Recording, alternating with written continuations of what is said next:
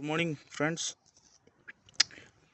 This is Nissan Altima 2016 2.5 liter engine. It's a four-cylinder engine. So today I'm actually changing my O2 sensor, the upper one, upstream one. So in order to access this sensor, I have to open the top case, which is this one. So this goes something in here, right? So you have to open this screw that goes in here, and the second one, this one, that goes right in here. These are the two longer screws, right? Number 10 you can use. If you have a wrench, you can use number 10 wrench, right? You can also use a screwdriver. Okay, and then once you take it out, make sure you unplug your battery, the negative and positive as well. So no battery connection right now, that's good. Okay, so I unplugged my sensor, and I have a special kind of a socket. It's 22 mm, but you can see there is a slot like this that goes on top of the sensor. I actually ordered a kit from Amazon which has these one as well. These are the different kinds of different sockets that you can use in order to access that. Okay, I'm using this one. So sometimes people, what they do is, without taking this cover off, they just put this socket in and then they take it out.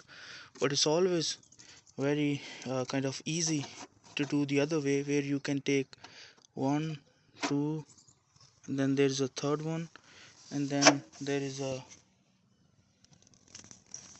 fourth screw right here, this one.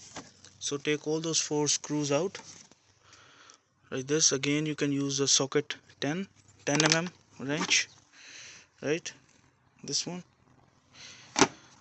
Lose all those, take it out, and then you can easily open this cover out. Now you have proper access. And this is all the dust over the time is building up on these outlets. Okay, so this is the sensor I'm talking about. This is what we're gonna take it out. So I'm gonna go ahead, use it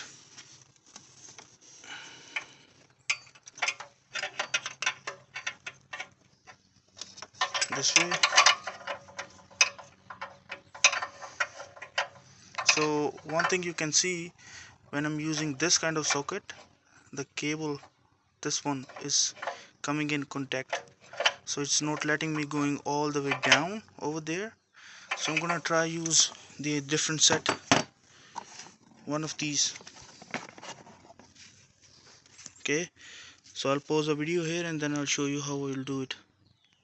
So what I did, I pushed this cable like this, then I was able to use the same socket, and now I'm gonna lose it. Okay,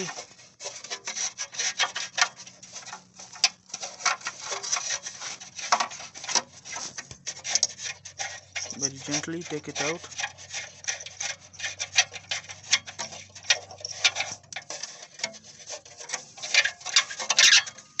So my car is like 260,000 kilometers on the meter. Never have any issues, but still, this is the sensor. Okay, I never have any kind of issues with my car. I do all the oil change and all the regular service by myself. So this is the very first time in 260,000 kilometers I'm using this sensor, changing the sensor. So I ordered this sensor from Amazon, Denso. Some people use Bosch, but Denso is also a very great company. They make all their fuel pumps and all that stuff. So this is cheaper as compared to the Bosch, and will do the same thing that your Bosch is doing. Bosch is like very expensive. Same.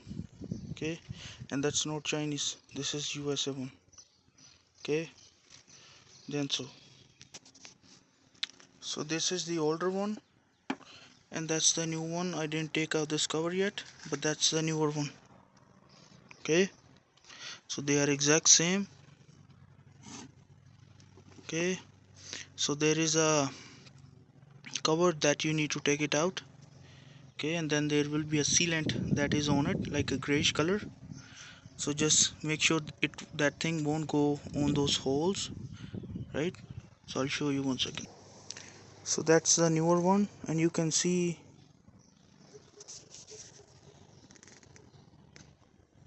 this one, the grayish color. This is a sealant, right? That gonna kind of a thread locker. You can also say thread locker.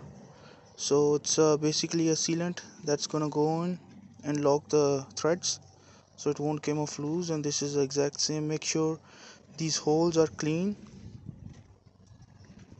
Okay, you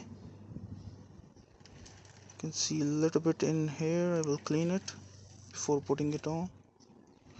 Okay, so that's again, this is a Denso sensor. That's a part number. Okay, I ordered Amazon Prime. It's very cheaper. I think it's 170 or 160, something like that. Whereas your the Bosch one is like beyond 250, I believe. So it's same thing. It's a US made. It's perfect. Very good company. One of the greatest companies in fuel pumps, Denso. So I recommend this one. Okay, so I have installed it. Now I'm gonna snug tight it. Okay, 1 second. So this is how I was talking about. Just keep this cable this side, right there, and then you will be able to access the same socket, and then just snug tight it. Don't go too tight. Okay, and then we're gonna connect this with this.